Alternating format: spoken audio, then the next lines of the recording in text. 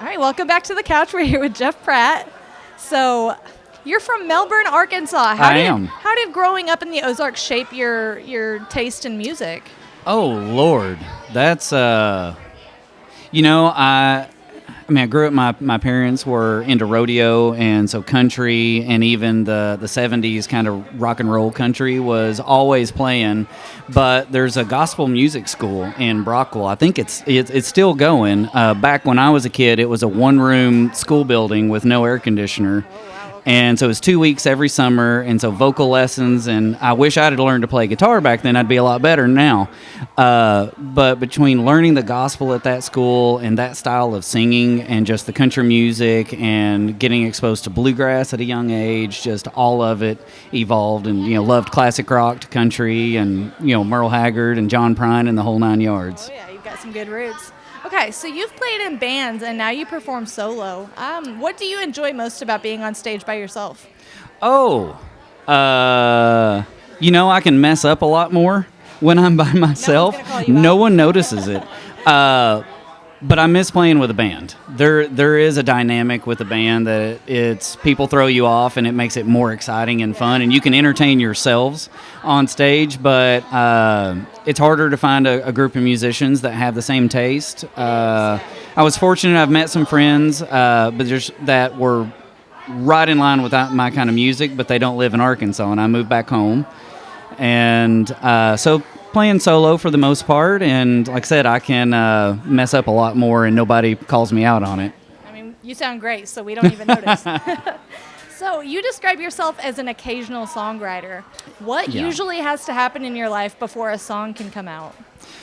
There's a lot of ideas that flow.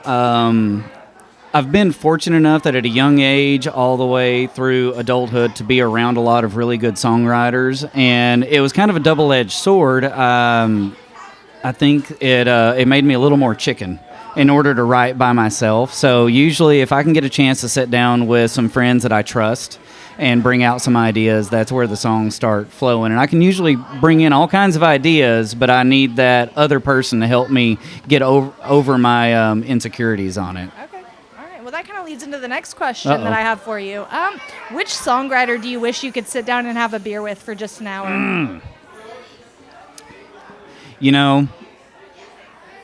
I've always, and this is a cop-out answer really, but I love Merle Haggard. Yeah. Always have. I got to meet him when he played in Melbourne back in the early 2000s, and got to hang out on the bus and hear stories. But to sit down and talk to him one-on-one as a musician and to talk about writing would have been amazing. Yeah, I can see that. All right, so I've got to tie it back to John Prine because we're big fans of John Prine around here. He had a gift for finding extraordinary stories in ordinary people. Is there somebody from your hometown that their story deserves a song? Oh, there's a bunch from my hometown. So I grew up around Pioneer Nursing Home. And so many people I can think of back then, but somebody there ought to be a whole book written about him would be Rex Tate.